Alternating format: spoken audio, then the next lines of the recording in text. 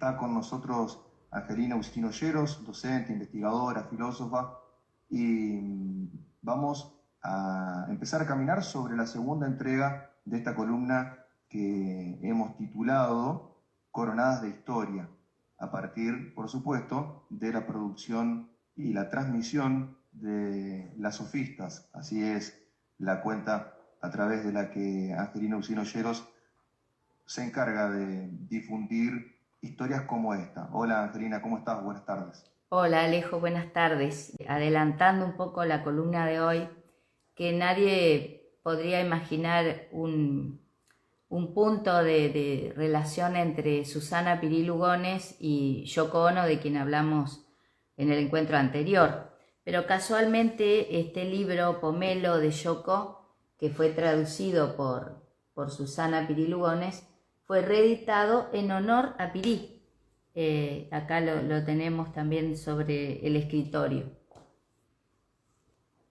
Claro, sí, la semana pasada, cuando hablamos acerca de Yoko Ono, vos hacías referencia al libro titulado Pomelo como uno de los principales o de los más conocidos, al menos en esta parte del mundo, y a partir de la traducción de Susana Lugones, quien, bueno, es descendiente del escritor, ¿no es cierto?, de Leopoldo Lugones, ¿no?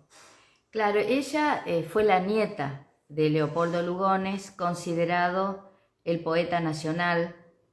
De hecho, el 13 de junio se conmemora el Día del Escritor en homenaje a él, porque fue su día de nacimiento. Por supuesto, Leopoldo Lugones tuvo dos momentos en su vida muy marcados y políticamente, ideológicamente opuestos.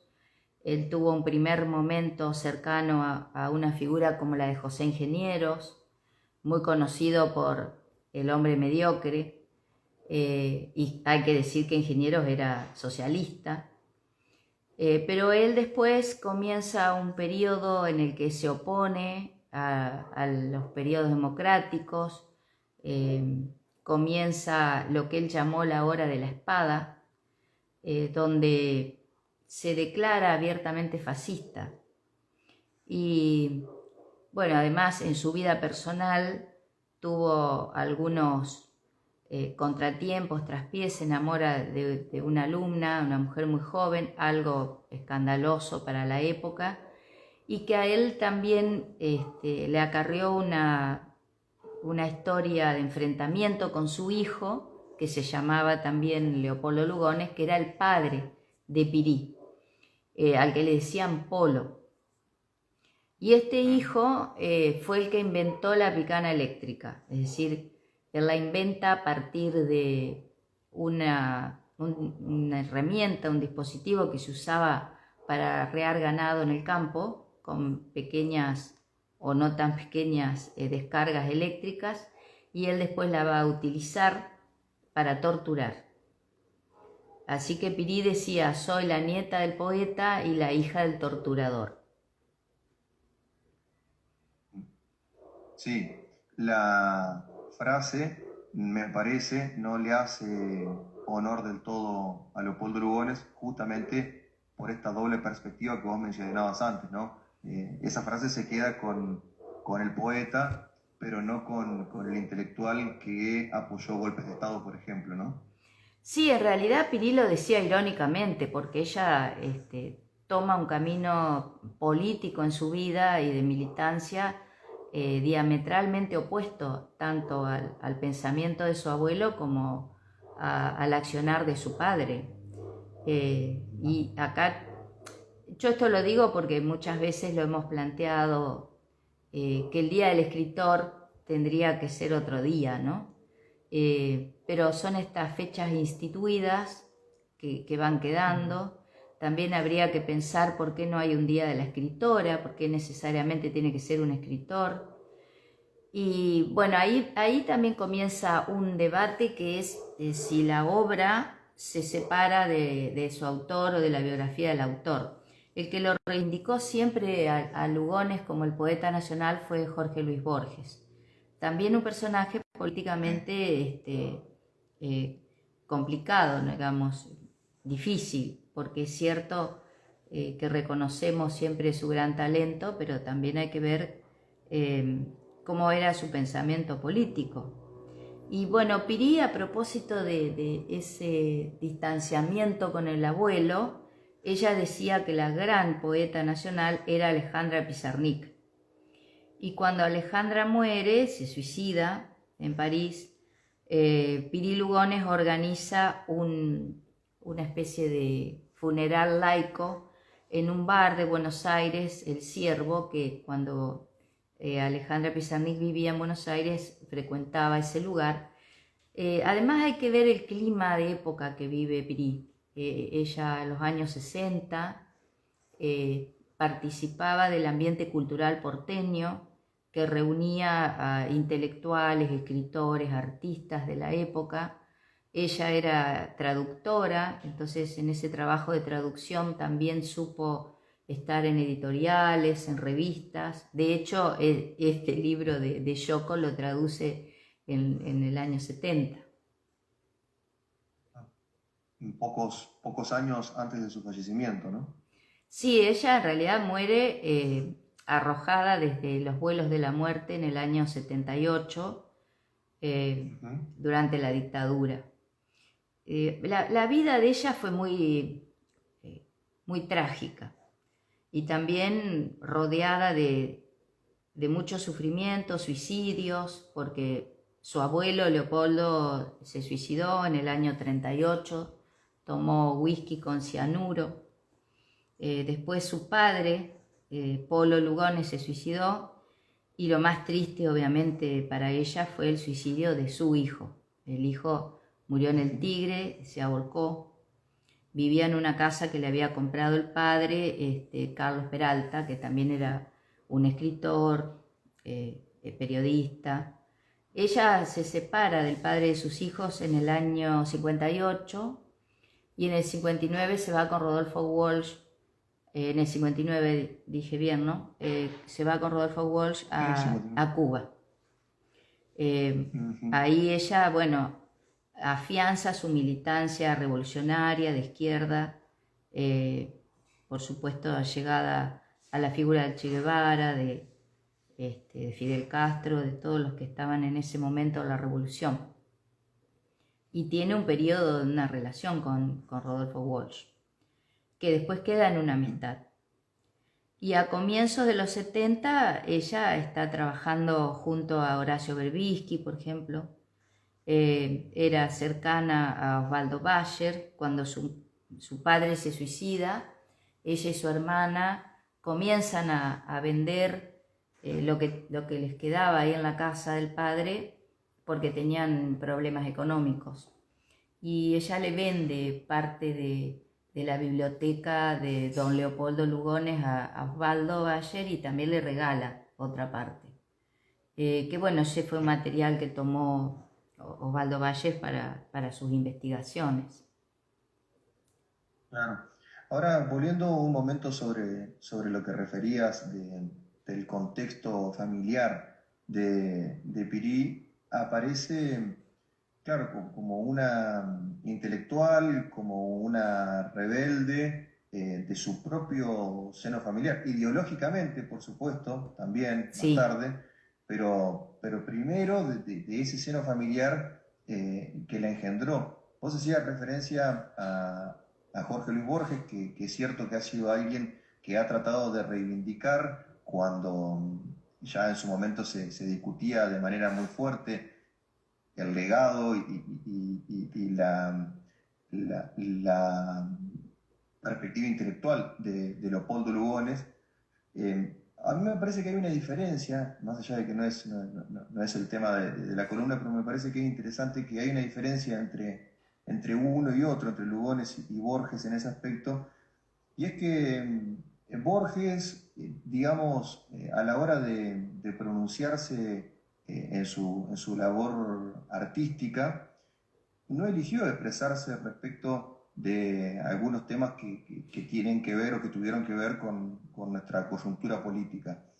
Es cierto que en diferentes oportunidades tuvo gestos y cuando le acercaron un micrófono y le preguntaron por algo, tuvo palabras, pero me parece que en el caso de Lugones es mucho más claro, es mucho más directo, ¿no? Bueno, ni hablar en el caso de Paul Lugones y el signo de la picana y toda la fuerza simbólica que tiene eso respecto de cómo termina después su hija, ¿no?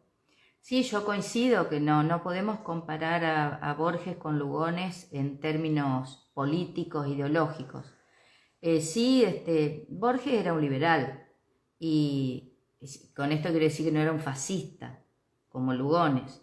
Por supuesto, él lo recibió Pinochet en Chile, por eso hay una hipótesis que no le dieron el premio Nobel por eso a Borges. Y también él fue de los intelectuales que recibió Videla, que fueron un grupo. Hay un escrito de Osvaldo Bayer, justamente, cuando se cumplen 20 años del golpe, del 24 de marzo del 76, Osvaldo escribe diciendo que en ese momento, cuando Videla lo recibe a Favaloro o a Sábato, Sábato dice, acá no nos persiguen a nosotros, no nos persiguen a los escritores, a los intelectuales. Entonces Bayer hace un listado de intelectuales, periodistas, actores, o que desaparecieron o que se exiliaron. Es decir, no es que... Claro. También había una percepción de que si a los que le pasaba algo era porque estaban, como se solía decir a la época, bueno, andaban en algo, por eso les pasaba eso. Pero algo Sí, Bayer, sí. Bayer también, un aporte nada más, te pido disculpas la No, interrupción. no, por favor. Bayer fue también en aquel momento alguien que planificó un desembarco de intelectuales, de periodistas e intelectuales de diferentes partes del mundo y de diferentes nacionalidades, o sea, no solamente argentinos y argentinas exiliados, sino periodistas de diferentes periodistas e intelectuales, insisto, escritores también de diferentes nacionalidades, de diferentes partes del mundo, donde habían aparecido entre los nombres ni más ni menos que Gabriel García Márquez o Juan Rulfo en México, y que habían supeditado su presencia a que estuviera en ese desembarco el caso de Julio Cortázar, ¿no? Claro. Y bueno, finalmente sabemos que Julio Cortázar dijo que no, ahí se ponen en tela de juicio, si se quiere, su compromiso con la revolución, ¿no es cierto? Julio Cortázar que había tenido un compromiso como cronista en la revolución sandinista, por ejemplo, Sí. pero que aquí dijo que no quería que le peguen un tiro en la cabeza, ¿no? Sí. Bueno, todas estas historias, estas biografías, estos vaivenes, son importantes de traerlos al presente porque hay a veces un debate muy empobrecido de ideas, de datos, de información. Yo para el caso particular de Piri Lugones recomiendo el libro de María Seoane, Bravas, porque ahí ella habla de Piri Lugones y habla de Alicia Guren, que era la mujer de John William Cook. Y lo interesante, bueno, a mí particularmente Seoane me parece una escritora, una investigadora maravillosa, y ella va contando con mucha precisión los datos de la época, cuestiones, digamos, que hasta tienen que ver con lo cotidiano, porque yo esto lo planteo como docente, ¿no? ¿Cómo hacemos para transmitir una época tan distinta a la actual a las generaciones jóvenes, ¿no? Transmitir cuáles eran las prácticas, los ideales, las luchas, porque si pensamos en el caso de Piri Lugones, ella nace en 1925, el primer golpe que sufre Argentina es en 1930, de interrupción violenta de la democracia, con un abuelo que apoyó, además fue el intelectual de ese golpe. ¿no? Contra Irigoyen. Entonces, estas fueron generaciones que luchaban contra las dictaduras, luchaban contra los golpes militares. Y después, inspirados en la Revolución Cubana del 59, pensaron que se podía contrarrestar esa violencia estatal, esa violencia golpista, con otra violencia que viniese de grupos organizados, grupos armados. De hecho, Pirí primero milita en las Fuerzas Armadas Peronistas y después se suma a Montoneros, con Rodolfo Walsh y con Horacio Brevisky.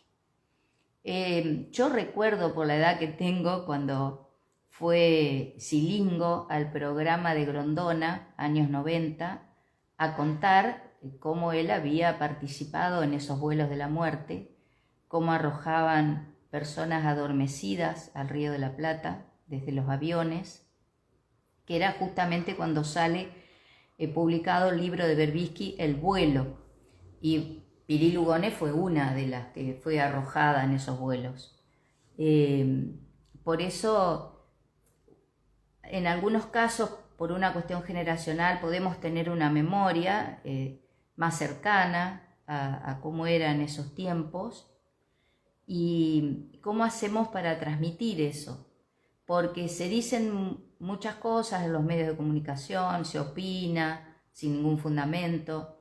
Más allá de que después cada uno y cada una con la información que tiene puede elegir diferentes caminos, pero no es lo mismo decir algo desde la repetición de algunas consignas que se ponen de moda a tomar una posición teniendo la información, teniendo conocimiento de eso. Hay otro libro, que lo tengo acá a mano, que es el de la hija de Pirí Lugones, Tabita Peralta Lugones, Retrato de familia. Bueno, Tabita vivió siempre en el exilio, porque además su padre también decidió exiliarse en la dictadura de Videla. Ella vive un tiempo en Barcelona, vive en París, vive en Madrid, y escribe este libro en forma de novela, que es su novela familiar. Entonces también nos muestra una perspectiva, si se quiere, más íntima desde el interior de la familia. Yo lo recomiendo el libro porque tiene pasajes que son muy tiernos y pasajes que son muy tristes, ¿no? Y nos muestran esa parte de nuestra historia que ha sido tan cruda, tan difícil, tan violenta.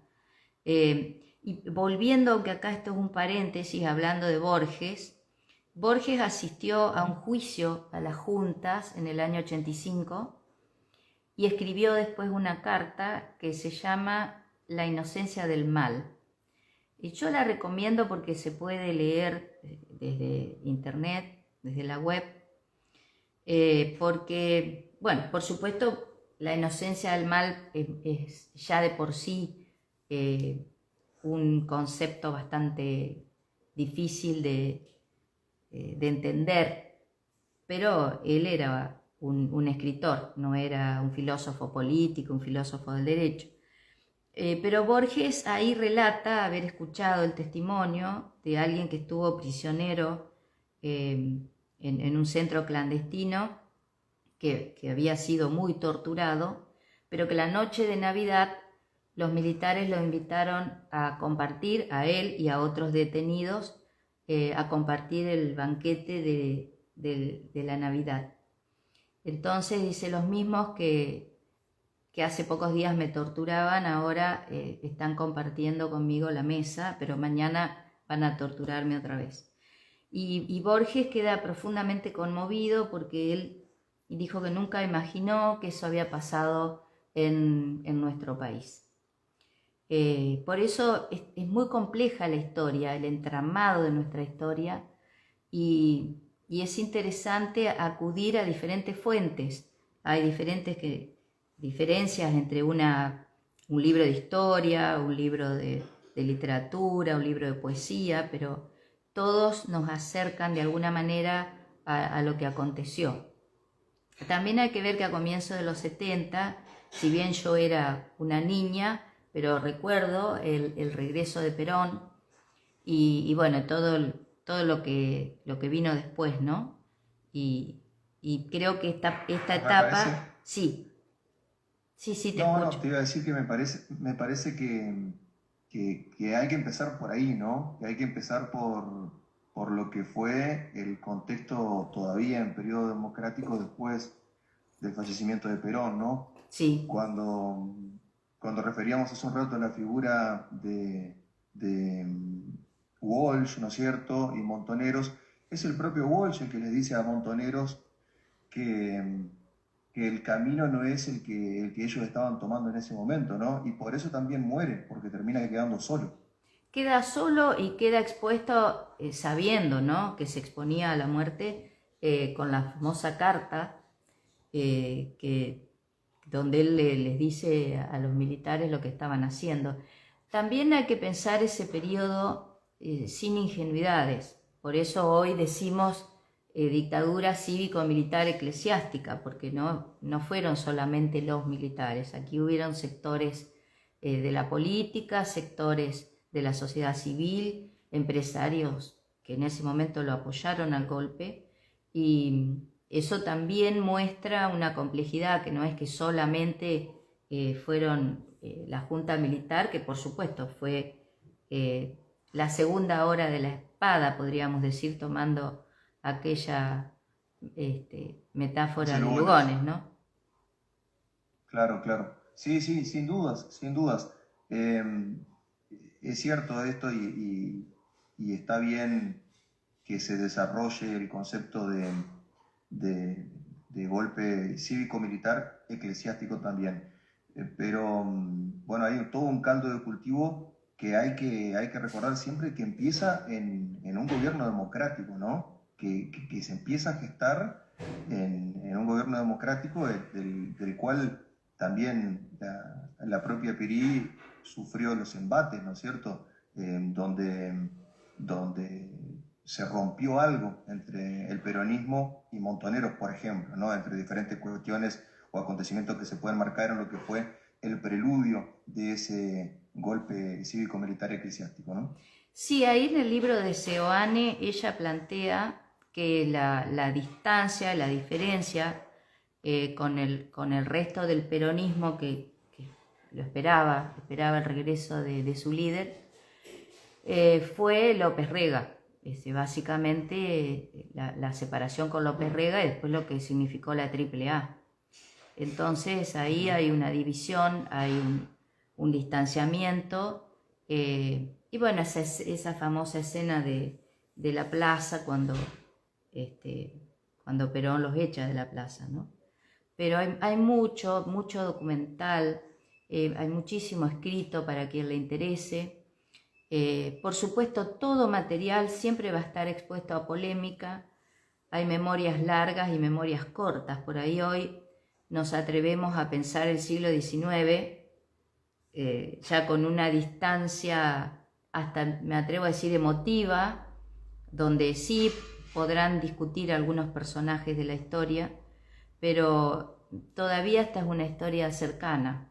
Hay muchos sobrevivientes de esa época, hay muchas víctimas que han sobrevivido a esa época, entonces todavía hay una memoria corta y cuando se puede oír en algunos medios de comunicación declaraciones que se hacen, yo creo que más allá de adherir o rechazar argumentos, es bueno buscar información para ver qué pasó realmente.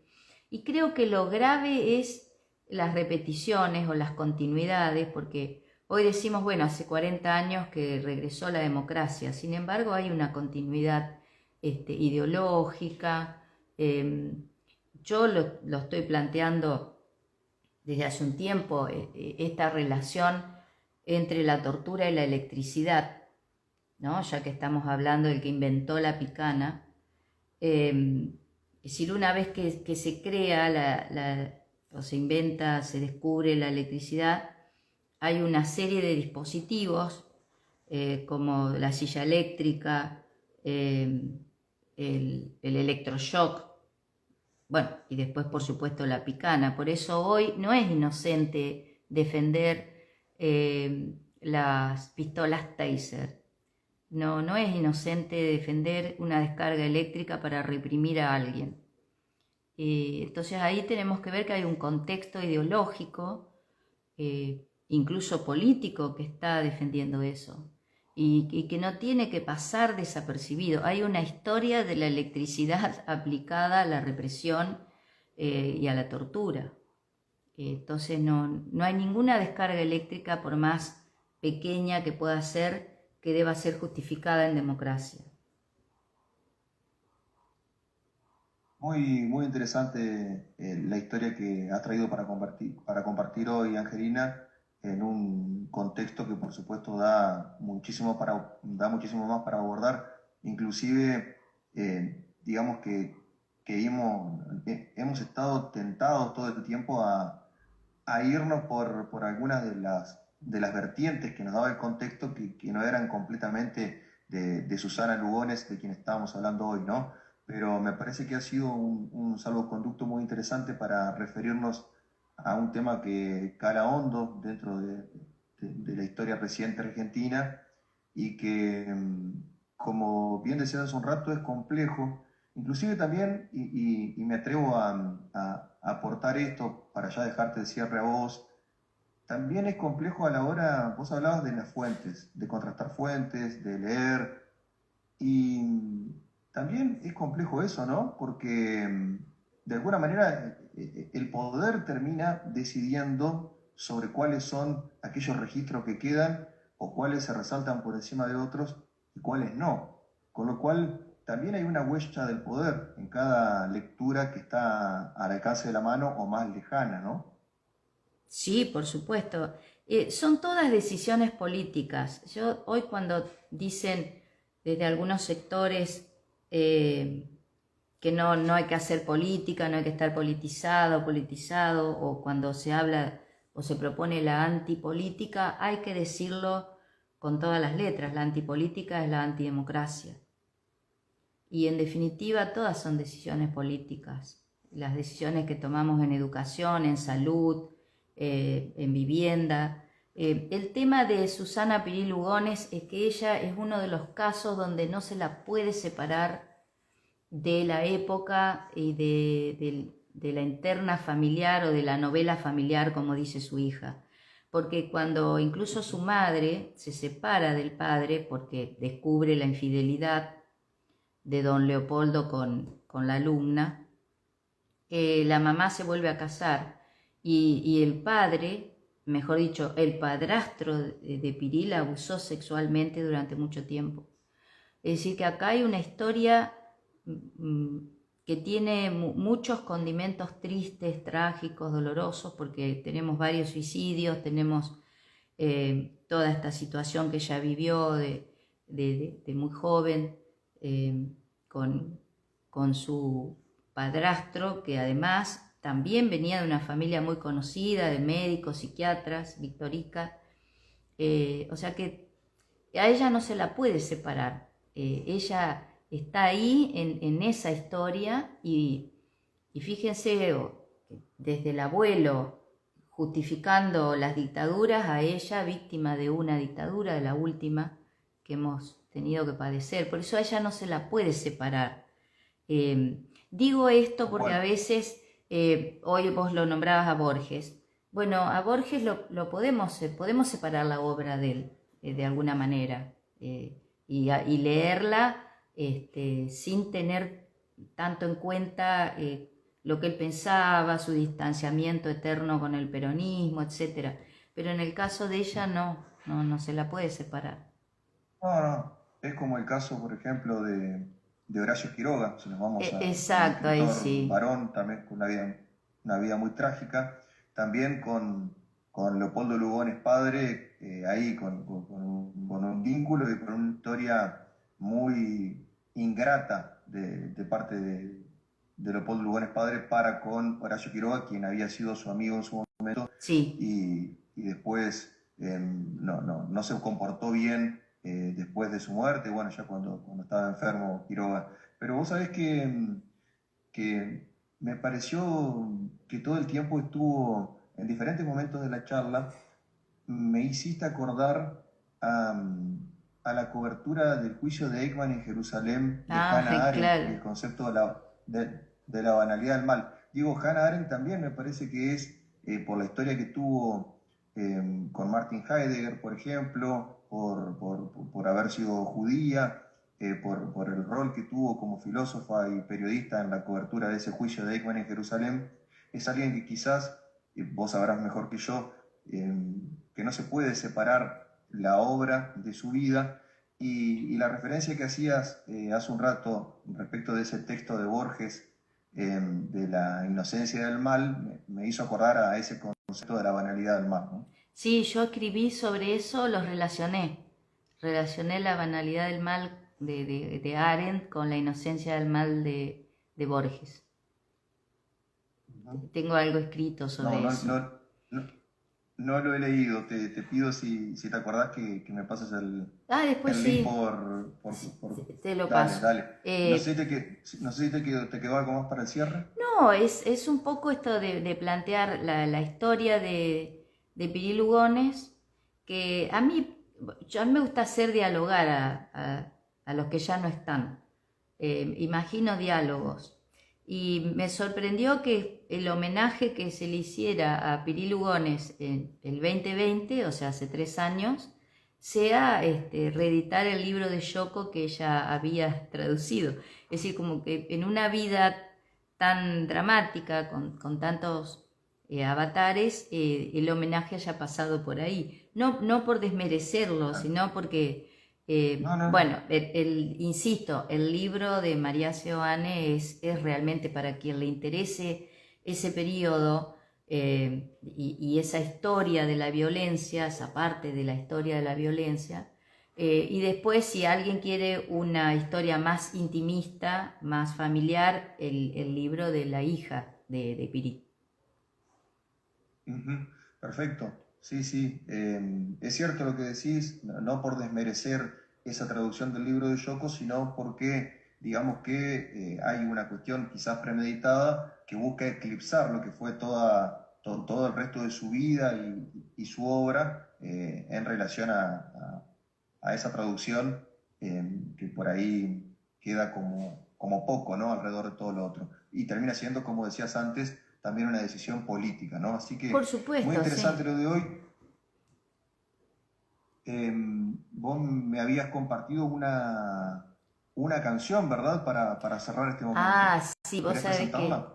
es un músico brasileño, Toco. A mí me encanta la música y siempre ando buscando música por todos lados. Y creo que es muy poco conocido acá, así que si lo quieren compartir, Uh-huh. Toco se llama. Es muy buena la música, el arreglo musical que hace. Bueno, excelente. Te agradecemos mucho por compartir esto y bueno, por supuesto por la columna del día de hoy. Y nos encontraremos el lunes El próximo. lunes. Excelente, Angelina. Gracias. Bueno, Muchas gracias un por tu tiempo y por este abrazo. rato. Un Un abrazo. abrazo grande. Gracias.